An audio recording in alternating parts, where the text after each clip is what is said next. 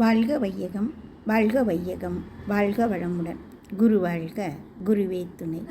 சிந்தனையை, உடல் நலத்தை சீரமைத்து உய்வித்த குருவின் பாதம் பணிகின்றேன்.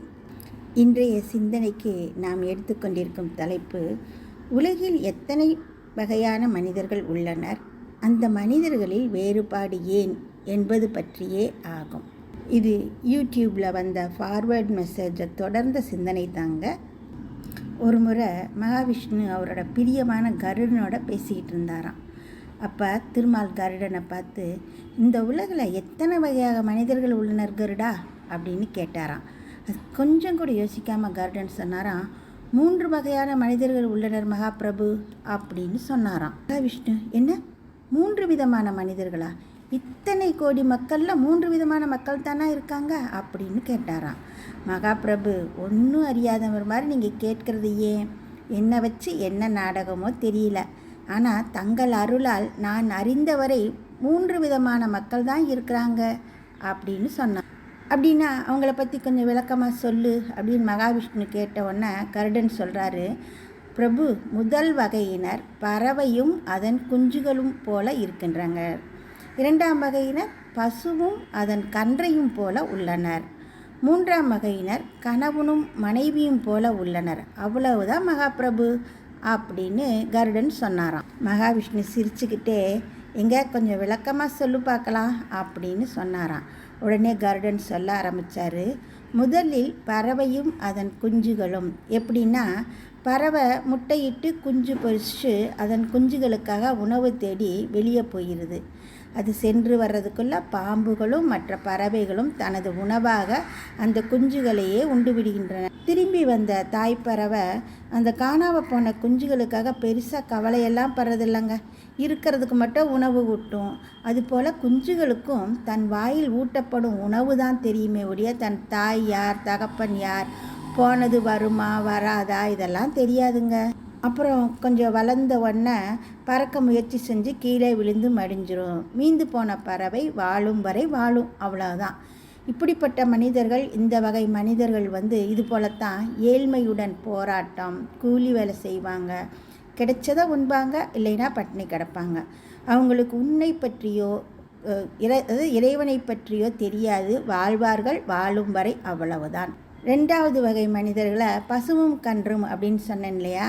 பசு ஒரு இடத்துல கட்டப்பட்டிருக்கும், அதோட கன்று இன்னொரு இடத்துல கட்டப்பட்டிருக்கும். கன்று பசுவை பார்த்து சத்தமிடும், அம்மா அப்படின்னு. பசு கன்றினை பார்த்து சத்தமிடும். கன்றுக்கு தெரியும் தாயின் மடியில் இருக்கும் பால் அருந்தினால்தான் பசி அடங்கும் என்று. ஆனாலும் அதன் கழுத்தில் கட்டப்பட்டுள்ள ஒரு முழம் கயிறு அதனை அதன் தாயிடம் செல்ல விடாமல் தடுக்கிறது. கன்று இழுத்து இழுத்து பார்த்து ஏங்கி தவிக்குங்க. அதுபோல் ஒரு சாராருக்கு இறைவனை தெரியும், உன் வழி தெரியும், உன்னால் தான் மனித வாழ்வே நிரந்தர சுகம் பெறும் என்பதும் தெரியும். ஆனாலும் உங்ககிட்ட வர முடியாமல் பாசம் என்ற ஒரு மூளை கயிற்றில் மாட்டிக்கிட்டு உன்னை பார்த்து ஏங்கி ஏங்கி தவிப்பாங்க. 3வது வகை மனிதர்கள் அப்படின்னு பார்த்தோம்னா கணவனும் மனைவியும். இவங்க எப்படின்னா, முன்ன பின்ன அறியாத ஒரு பெண்ணை திருமணம் செஞ்சுட்டு வந்த கணவன் அவளோட முகம் கொடுத்து கூட பேச மாட்டான். அவளை பிடிக்காமல் ஒதுங்கி ஒதுங்கி போவான். ஆனால் அவளோ அவனை பார்த்த நாள்லேருந்து அவன் நினைவாகவே இருந்து அவனுக்கு பிடித்த வகையில் உடுத்தி, அவனுக்கு பிடித்த வகையில் உணவு சமைச்சு, அவனுக்கு பிடித்த வகையில் தன்னை அலங்கரிச்சுக்கிட்டு தான் அவனுக்காகவே பிறந்தவள் என்பதை உணர்த்தி அவனை தன் பக்கம் ஈர்ப்பாள். முதலில் வெறுத்த அவன் ஓராண்டுக்குள்ளே அவளோட அன்பில் கரைஞ்சு அவள் செல்லும் இடமெல்லாம் செல்கிறான், அவளை பிரிய மறுக்கிறான்.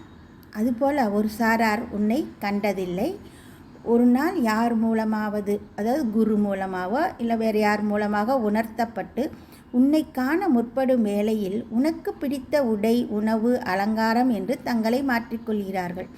முதலில் சோதிக்கும் நீ எங்களின் தூய்மையான அன்பில் கரைந்து எங்களோடு வருகிறாய், எங்களோடு உறவாடுகிறாய். முடிவில் எங்களோடு ஐக்கியப்பட்டு எங்களை ஐக்கியப்பட அனுமதிக்கிறாய். நாங்களும் ஆனந்தமாக உன்னோடு கலந்து விடுகிறோம். ஆக இப்படித்தான் 3 விதமான மனிதர்கள் தான் உலகில் உள்ளனர் அப்படின்னு கருடன் சொன்னார். மனம் மகிழ்ந்த மகாவிஷ்ணு கருடனை வாழ்த்தி தன்னுள் ஏற்றுக்கொண்டார். இது உலகில் உள்ள 3 வகையான மனிதர்களை பற்றிய விளக்கம். இப்பொழுது நாம் வேதாத்திரிய சிந்தனைக்குள் வருவோமா? இந்த 3 வகையான மனிதர்களுக்கு வேறுபாடு ஏன், அதாவது மனிதருள் வேறுபாடு ஏன் அப்படின்னு நம்ம வேதாத்திரி மகரிஷி சொல்லியிருக்கிற பற்றி கொஞ்சம் சிந்திக்கலாமுங்க. உலகிலுள்ள மக்களிடம் நிலவும் வேறுபாடுகளை 7 சம்பத்துகளாக, அதாவது 7 மதிப்புகளாக நம்ம மகரிஷி அவங்க பிரிக்கிறாங்க.